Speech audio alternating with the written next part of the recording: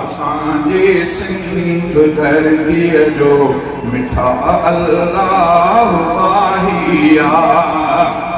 कचे तोड़े पके में रोज वधंदड़ वाक़िया अहिड़ा ॿुधीरत नीर रोए दिल न आहिनि से ॿुधण जहिड़ा ॿुधीरत नीर रोए दिल न आहिनि से ॿुधण जहिड़ा रहियो महफूज़ नाहे अॼु गोवींदड़ राह राहिया रहियो महफूज़ नाहे अॼु गोवींदड़ राह राहिया रुगो मचाई वई तबाही असांजे सिंध धरतीअ जो मिठा अल्लाह वाहिया उठा विया क़ौमी झेड़नि में कई कुंदर सुबह ऐं शाम रहम कंहिंखे न आहे को ॾिसो हर रोज़ क़त्ले आम रहम कंहिंखे न आहे को ॾिसो हर रोज़ क़त्ले आम ही पंहिंजे खे पंहिंजनि खे ही पंहिंजनि ताईं पंहिंजनि खे ही पंहिंजनि कीअं पंहिंजनि खे पूरन लाज काहिया ही पंहिंजनि ताईं पंहिंजनि खे पूरन लाज काहिया रुगो मचाई वई तबाहिया असांजे सिंध धरतीअ जो मिठा अल्लाह वाहिया वॾा तोड़े नंढा मासूम वाझल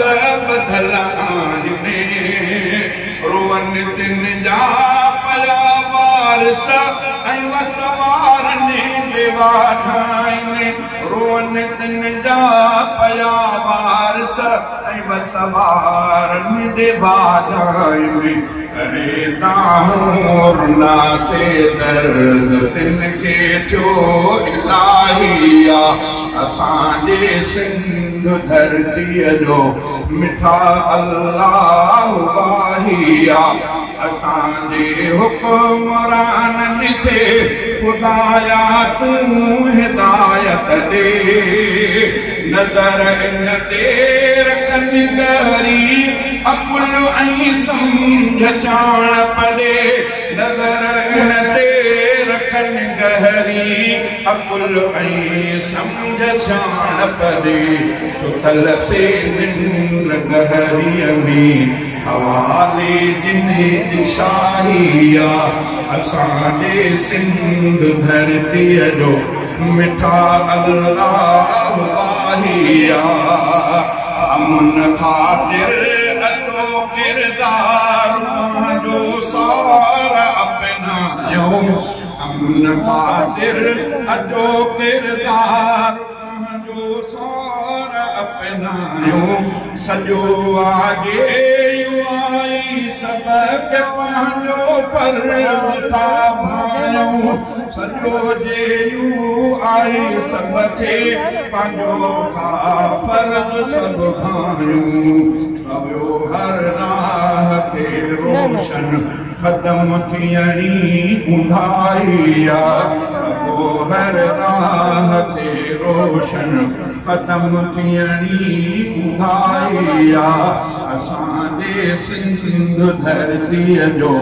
मिठा अल्लाह वाहिया रुगो इग़वा क़त्ल फुरलट मचाई वई तबाहिया असांजे सिंध धरतीअ जो मिठा अल्लाह वाहिया उॾामी वियो अमन वारो पखिया सिंध धरतीअ तां उॾामी वियो अमन वारो पखिया सिंध धरतीअ तां अदाराहूं मोहम्मद वियो ख़त्म थी अमन धरतीअ तां खुशबू ख़ालिक बराए ॾे तुंहिंजे दर ते सदा हैया खुशबू ख़ालिक बराए ॾे तुंहिंजे दर ते सदा हैया असांजे सिंध धरतीअ जो मिठा अल्लाह पाहिया रुगो